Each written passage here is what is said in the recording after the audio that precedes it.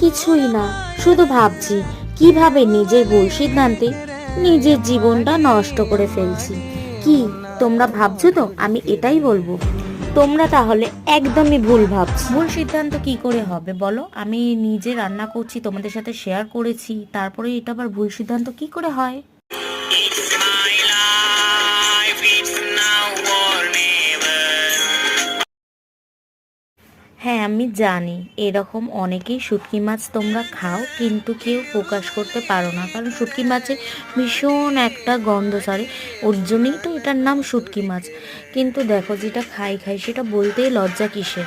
তো আজকে বাড়িতে শুটকি মাছ হচ্ছিলো, তাই তোমাদের সাথে শেয়ার করলাম শুটকি মাছের রেসিপিটা বলবো না, ভিডিওটা শেয়ার করছি, কারণ কিভাবে রান্না হচ্ছে সেটা প্রসেসটা তোমাদের সাথে আমি শেয়ার করলাম না, একটুখানি তোমাদের দেখিয়েছি। আর সত্যি কথা, এরকম সবজি দিয়ে শুটকি মাছ খেতে অপূর্ব লাগে।